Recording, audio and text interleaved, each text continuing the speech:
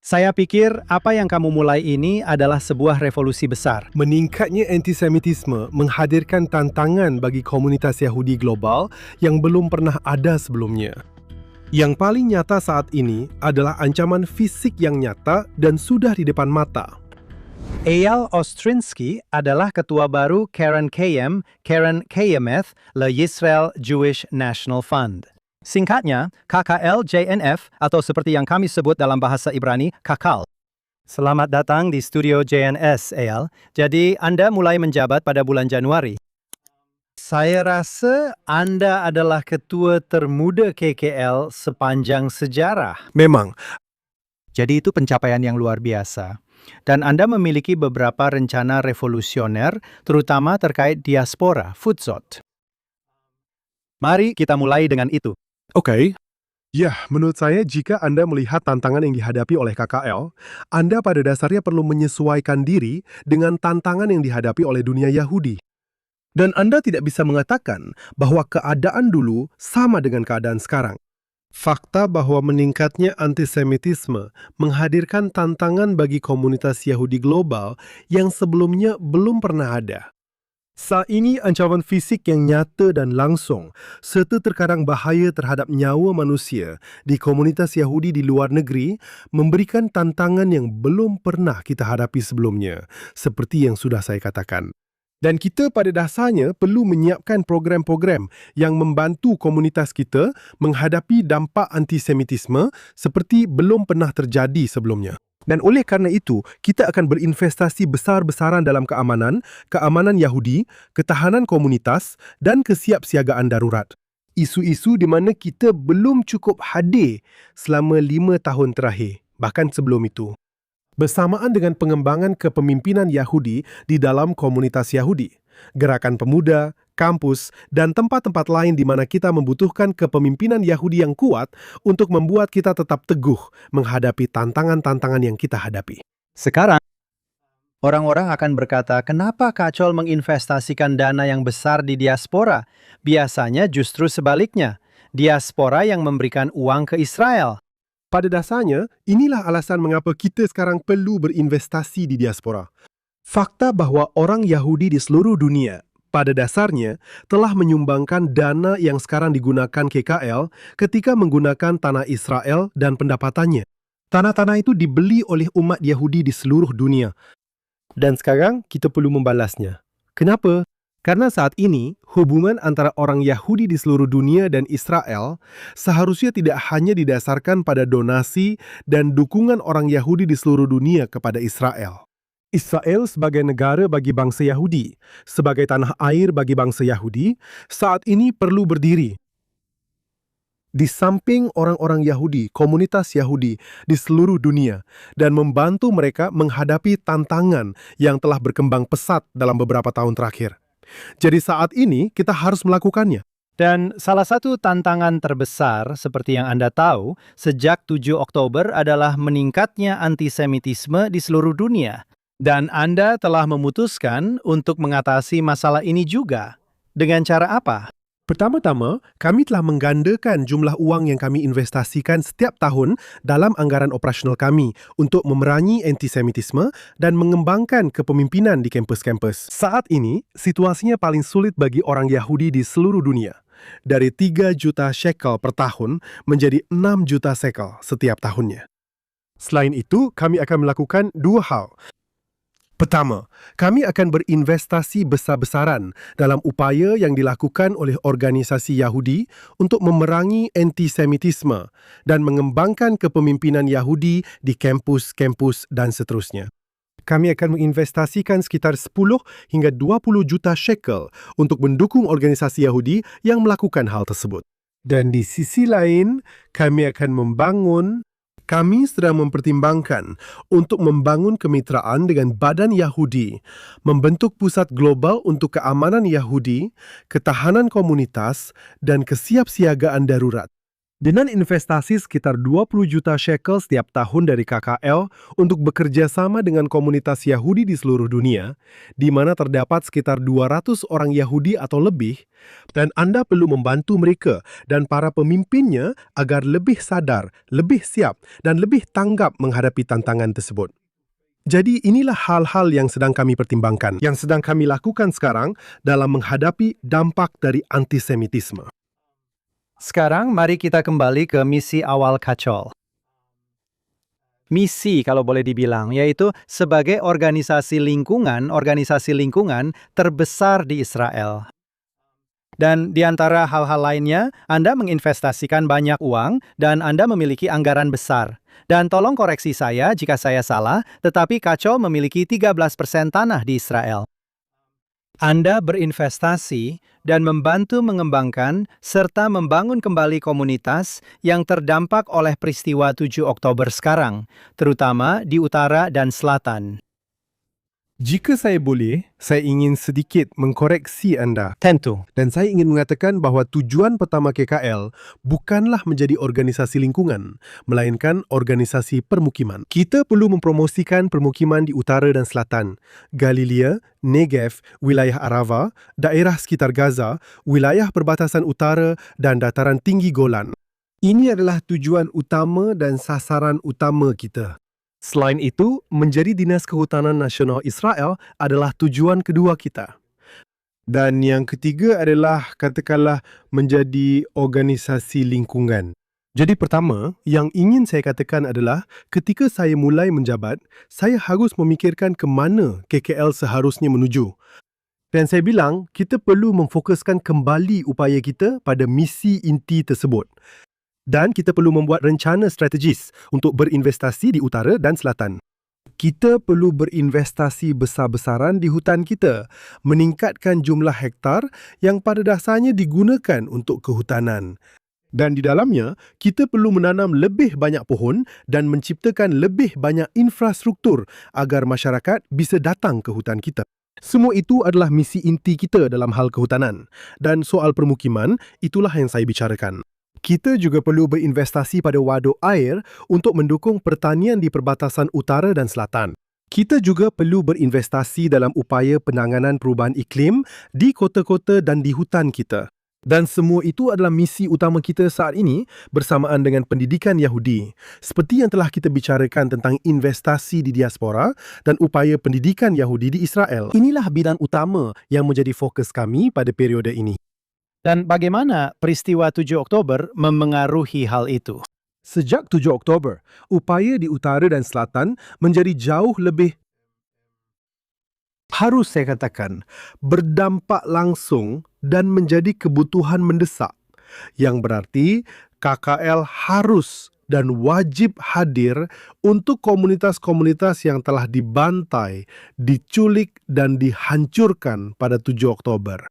Kita perlu membantu mereka membangun kembali. Kita perlu membantu mereka menetap kembali, mengembangkan kembali, dan seterusnya. Dan di garis perbatasan utara, perang belum berakhir. Bahkan sampai beberapa minggu terakhir, itu masih terjadi. Sejak 7 Oktober, wilayah utara telah menjadi target roket, misil, dan sebagainya dari Hizbullah. Dan itu terjadi hingga beberapa minggu yang lalu. Jadi pada dasarnya, di daerah-daerah tersebut, kami sedang melakukan upaya rehabilitasi. Kami telah memutuskan untuk menginvestasikan 75 juta shekel untuk pembangunan kembali dan pemukiman ulang Nir Oz di selatan, 30 juta shekel di Manara di utara, 115 juta shekel di semua kibbutz dan moshaf di garis perbatasan utara yang menjadi sasaran Hizbullah selama ini. Dan kami telah berinvestasi langsung untuk membantu pemukiman-pemukiman tersebut serta membantu pemerintah daerah di sana dalam proyek-proyek strategis untuk membantu mereka membangun kembali. Dan juga kami telah berinvestasi dalam menempatkan penduduk Kfar Aza di Ruhama, di rumah-rumah sementara. Dan saat ini kami sedang membantu mereka, Kfar Aza. Dan kami telah memberikan kepada masing-masing dari 13 atau 14 permukiman zona merah di sekitar Gaza yang paling banyak menjadi sasaran Hamas.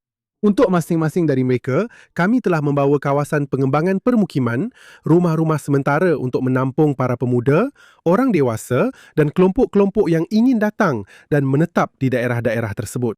Jadi kami telah menginvestasikan sekitar 1,5 juta shekel antara tahun 2023 dan 2025 di utara dan selatan. Tahun ini saja, kami telah menginvestasikan lebih dari 1 miliar shekel untuk upaya di utara, 1 miliar di utara dan garis perbatasan. Dan saya fikir, pada dasarnya kami melakukan apa yang harus kami lakukan untuk komunitas-komunitas yang paling terdampak dan yang merupakan bagian dari nilai inti dan misi kami bahkan sebelum 7 Oktober.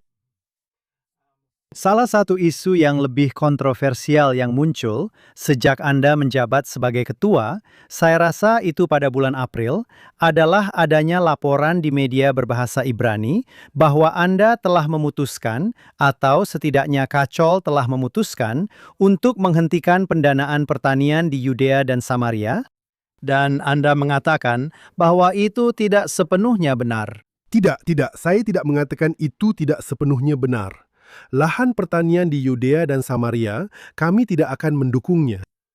Pertanian edukasi, yang misi utamanya adalah pendidikan.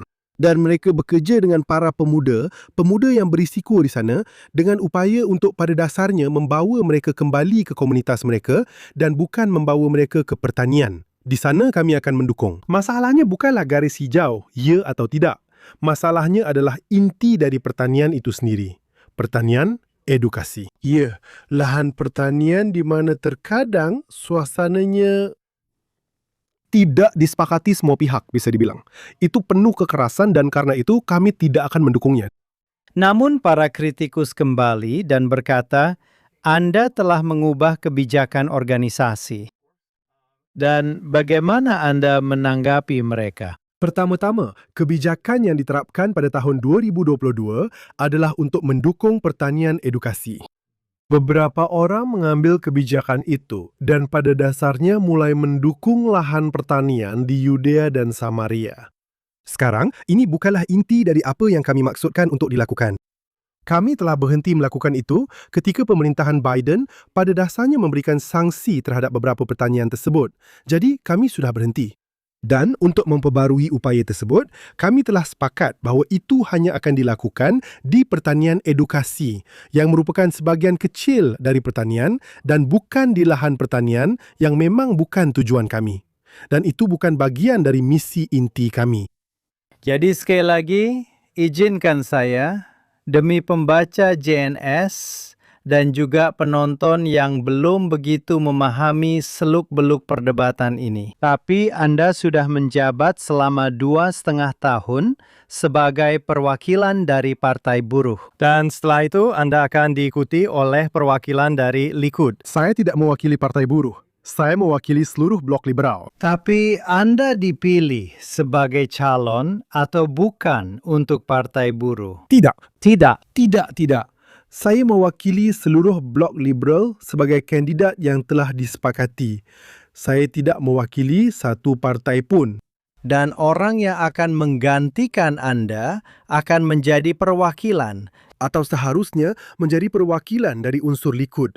Dan apakah mereka bisa mengubah? Apakah mereka akan mampu mengubah kebijakan itu? Mereka tidak akan memiliki mayoritas di Dewan untuk mengubah kebijakan itu. Saya pikir Dewan ini, kebijakan ini jelas, kuat dan masuk akal. Dan saya pikir kebijakan ini mendapat dukungan dari mayoritas Dewan.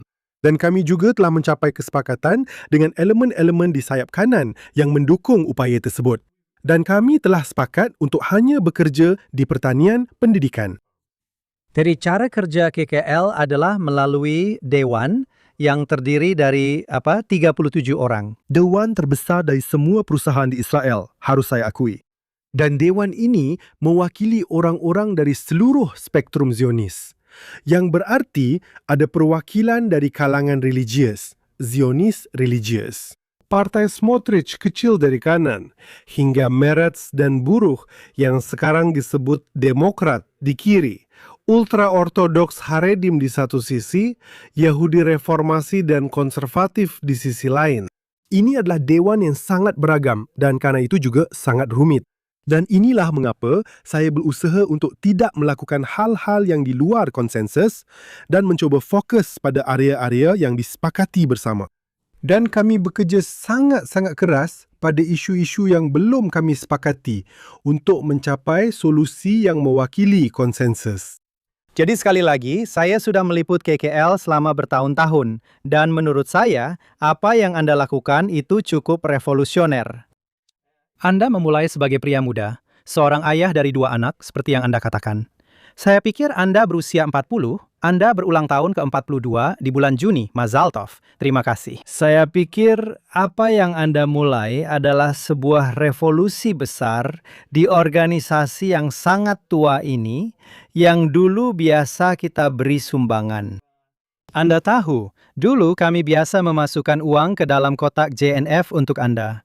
Dan saya tidak yakin apakah kotak-kotak itu masih ada di seluruh dunia. Tentu saja masih ada. Tapi sekarang kami lebih sering menggunakannya sebagai souvenir. Sekarang, kami mencoba menjangkau komunitas Yahudi sedunia dan mengatakan, mari kita perbarui hubungan ini misalnya. Anda memberikan uang untuk menanam pohon di Israel, $36 hingga $54 hingga $90 untuk beberapa pohon mungkin. Kami ingin meningkatkan hubungan, bukan untuk menerima donasi, tetapi untuk menciptakan keterkaitan, hubungan yang mendalam antara KKL dan komunitas Yahudi sedunia melalui penanaman pohon misalnya. Tapi jika melihat gambaran besarnya, apa visi Anda untuk anak-anak Anda, untuk Israel, dan untuk KKL? Pertama-tama, saya ingin mengatakan bahawa apa yang pada dasarnya sedang saya lakukan ini bukanlah revolusi. Karena KKL telah melakukan pekerjaan luar biasa selama beberapa tahun terakhir. Jadi, KKL adalah organisasi yang relevan. Namun, kami memiliki beberapa masalah dengan citra kami, beberapa masalah dengan efektivitas kami, beberapa masalah dengan fokus kami pada nilai-nilai inti dan misi kami. Dan inilah yang sedang saya coba lakukan. Sebuah rencana pemulihan citra publik untuk KKL. Pada dasarnya, untuk memfokuskan kembali, memperbaiki citra publik kami dengan mengurangi biaya, mengurangi penerbangan, mengurangi dukungan kami, misalnya terhadap media dan konferensi dan sebagainya. Dan pada dasarnya harus haus akan katakanlah publisitas gratis misalnya, bekerja keras dengan pers. Menyajikan apa yang sedang kami lakukan menjadi lebih relevan, lebih hadir, lebih efektif, lebih cepat. Saya bahkan menekankan untuk menjadi lebih cepat daripada sebelumnya dalam hal mengambil keputusan. Dan inilah perubahan yang saya cuba bawa ke KKL. Dan saya pikir sebagai orang muda, saya punya keuntungan karena tidak terjebak pada konsep-konsep lama. Saya ingin membawa konsep-konsep baru tentang apa yang kita lakukan, bagaimana kita melakukannya, seberapa cepat kita melakukannya, dan bagaimana kita menyajikannya kepada publik. Dan saya pikir dalam 6 bulan terakhir, kita sudah mulai menapaki jalan yang akan membawa KKL ke tempat yang jauh lebih baik. Dan semoga hal ini akan membawa dampak atau memberikan efek serta perubahan positif di mata publik bagi organisasi kita. Maksud saya, menurut saya, contoh yang baik, saya tidak tahu apakah Anda setuju dengan ini, adalah baru-baru ini Anda meresmikan pusat hutan baru dengan kafe dan gerbang masuk. Bisakah Anda ceritakan tentang itu? Ya, seperti yang saya katakan tadi, kami sedang berusaha untuk menarik masyarakat agar datang ke hutan. Sekarang, hal ini paling penting justru di daerah-daerah di mana Anda tidak memiliki laut, pantai, di mana hutan menjadi daya tarik alam utama bagi masyarakat. Dan di Yerusalem, serta di koridor Mateh Yehuda dan wilayah-wilayahnya, itulah bentuk paling murni dari esensi tersebut. Dan itu berarti ketika kita mengembangkan sabuk hijau di sekitar Yerusalem, pada dasarnya kita memberikan masyarakat tempat untuk mencari ketenangan, bersenang-senang. Pada dasarnya, Anda tahu, hanya merasakan udara dengan cara yang berbeda. Sekarang, di Yad Kennedy, apa yang kami lakukan, pada dasarnya kami memperbarui seluruh area, tetapi kami juga menempatkan sebuah kedai kopi di bawah di lokasi tersebut. Dan kedai kopi itu pada dasarnya mengundang orang-orang untuk datang. Orang-orang datang bukan hanya untuk hutannya, tetapi juga untuk kopinya, dan itu berpadu dengan hutan untuk menciptakan sebuah daya tarik yang utuh. Dan kami juga melakukannya di Sataf. Kami melakukannya di Bar Bahar. Kami melakukannya di beberapa tempat yang kami sebut pusat hutan. Pusat hutan. agar orang-orang bisa datang, menikmati kopi bersama keluarga mereka dan sebagainya, lalu melanjutkan atau memulai di hutan, dan kemudian bersenang-senang di kedai kopi. Ini menarik orang-orang ke hutan dan menciptakan suasana luar biasa yang bisa kami tawarkan kepada mereka. Ya, bagi yang belum tahu, Yad Kennedy adalah monumen peringatan Kennedy. Didonasikan oleh JNF di AS, Amerika Serikat pada waktu itu. Tetapi sekarang, KKL di Israel, KKL Global, sedang mengembangkan kembali seluruh area ini untuk digunakan oleh publik. Jadi KKL didirikan pada tahun berapa? 1901. Kita merayakan. Kita merayakan 125 tahun sejak kelahirannya tahun ini. Jadi saya akan kembali ke pertanyaan awal saya dan menjadikannya pertanyaan terakhir. Jadi, apa visi Anda untuk masa depan? Saya berharap KKL dipandang seperti yang Anda katakan sebagai organisasi lingkungan terbesar, tetapi juga sebagai organisasi permukiman terbesar di utara dan selatan, di luar pemerintah Israel dan berdampingan dengan pemerintah Israel. Dan organisasi terbesar dalam hal mendukung pendidikan Yahudi dan pendidikan Zionis di seluruh dunia, baik di Israel maupun di diaspora. Saya ingin melibatkan semua populasi itu, orang-orang yang menikmati hutan, orang-orang di utara dan selatan, serta daerah pedesaan di Israel. Dan orang-orang Yahudi di seluruh dunia tahu bahawa KKL adalah organisasi yang paling relevan dan hadir untuk mereka di mana pun mereka membutuhkan kami. Terima kasih banyak dan kami mendoakan yang terbaik untuk Anda dalam misi besar ini. Terima kasih. Tazar Talaba. Senang sekali bisa berada di sini.